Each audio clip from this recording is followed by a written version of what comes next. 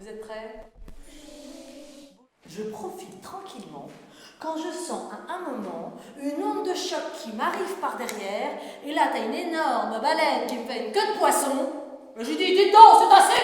Alors la baleine se retourne, elle a le sens de l'humour, elle me fait un grand sourire. Tu vois comment c'est fait les sourires de baleine? C'est comme des cordes de harpe, c'est des fanons plein de traits comme ça. Vous voyez? Elle fait un grand sourire, là t'as deux grosses mains qui ressortent de la bouche de la baleine, qui ouvrent les fanons de la baleine comme si c'était des rideaux. Il y a un gars qui dépasse avec une paire de moustaches comme ça et qui fait « Je vous dépose quelque part ». Un tour en baleine, ça se refuse pas. Je monte à l'intérieur de la baleine.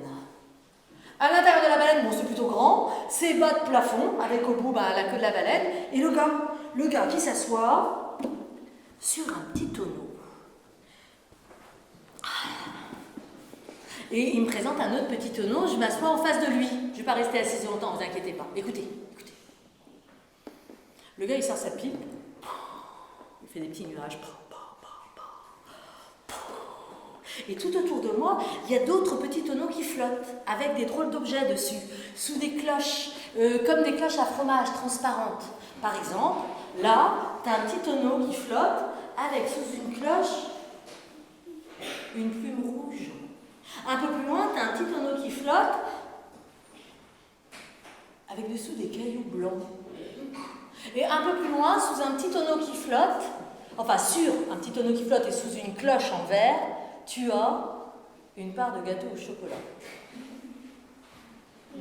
Moi, j'avais un creux à ce moment-là. Parce que j'avais quand même beaucoup nagé. Alors le gâteau, il m'a attiré. Et je lui ai demandé, dites donc, ce gâteau, vous le gardez pour une occasion particulière? Et il me dit, attention! Ce gâteau, c'est la part du premier gâteau du monde entier. Et il se met à me raconter cette histoire. C'est l'histoire de Moussa. Est-ce que tu connais Moussa? Non? C'est normal que tu ne connaisses pas Moussa. Moussa, il est encore dans le ventre de sa mère. Et un jour, on entend un drôle de bruit qui vient du ventre de la mère de Moussa. Mais ça ne vient pas vraiment du ventre de la mère de Moussa, ça fait comme ça, écoute. Mais en fait, ça vient du ventre de Moussa qui est dans le ventre de sa mère. Et ça fait comme ça, écoute. Et ça veut dire que il a faim. Alors Moussa, il a tellement faim qu'il sort du ventre de sa mère et qu'il mange sa mère. Est-ce que Moussa, il a encore faim après ça? Il regarde autour de lui. Il voit une case, parce que cette histoire se passe en Afrique. Les cases, c'est les petites maisons en Afrique. Et comme il a faim, qu'il est tout seul dans la case, la seule chose qui lui reste à manger, c'est la case. Est-ce qu'il a encore faim? Alors il regarde autour de lui. Et autour de la case, il y avait les frères et les sœurs de Moussa qui jouaient. Il les attrape un à un. Et il mange tous ses frères et toutes ses sœurs. Et est-ce qu'il a encore faim? Alors il regarde autour de lui. Et là, il voit le poulailler, 3 poules et 3 poussins. Il attrape le poulailler. Il attrape les poules.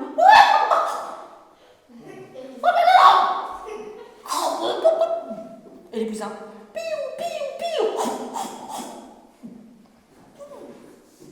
Et là, est-ce qu'il a encore faim? Il regarde autour de lui et il voit une biquette, une chaîne accrochée à un bâton. Il attrape la biquette, il la lance comme un bilboquet, il avale le bâton et juste avant, il s'en sert comme d'un cure-dent. Et là, est-ce qu'il a encore faim? Alors il regarde autour de lui, juste devant lui. Il y a un large champ de blé qui ondoie. Il attrape tout le champ de blé. Et là, est-ce qu'il a encore faim? Alors juste derrière lui, il y a la forêt. Il attrape la forêt, arbre après arbre. Il mange la forêt. Et même que dans la forêt, il y a son père qui était tout occupé à couper du bois. Le père, il se fait avaler, il n'a même pas remarqué, il continue à travailler dans le ventre de Moussa. Et là, est-ce qu'il a encore faim?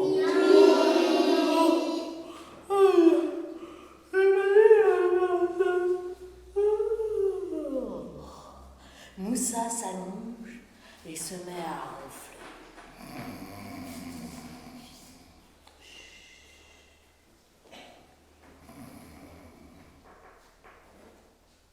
grand-mère de Moussa était partie acheter du cacao dans le village d'à côté. Elle revient avec sur sa tête un pot plein de chocolat. Parce que pour faire un gâteau au chocolat, maintenant il me faut... Alors c'est pas de sucre, c'est un gâteau pour diabétique. Du lait. Alors Moussa il faut grande. Sa bouche, il va chercher tout au fond de son...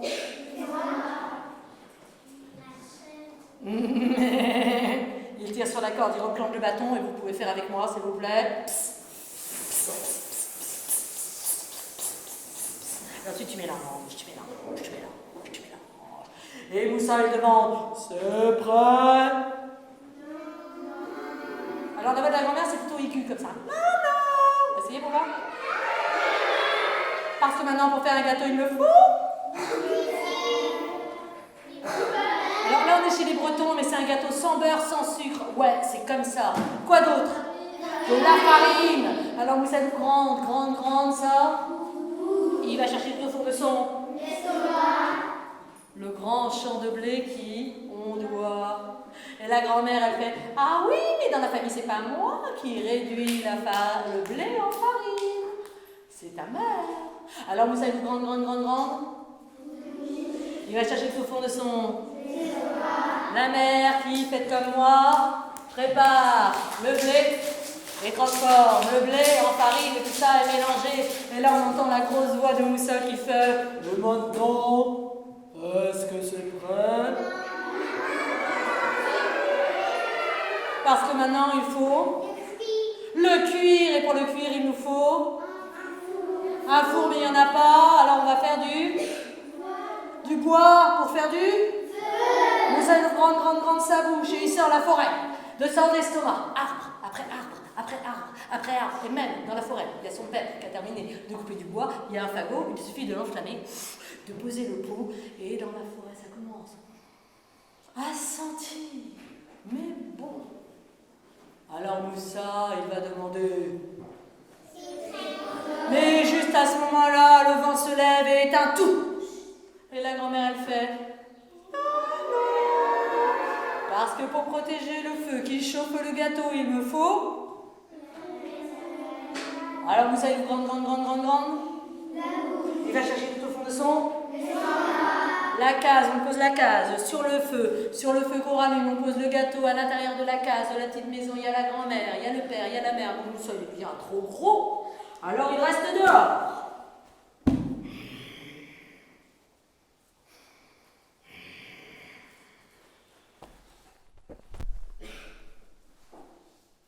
C'est prêt?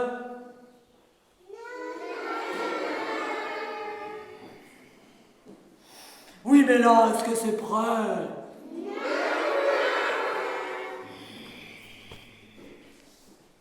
Et maintenant, est-ce que c'est prêt?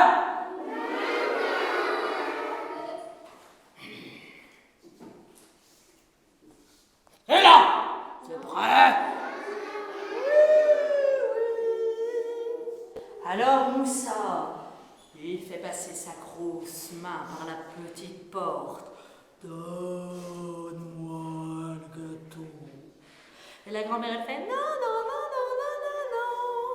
Parce qu'un gâteau aussi bon que celui-là, il faut être plat pour le partager. Alors Moussa est grande. Il va chercher tout au fond de son...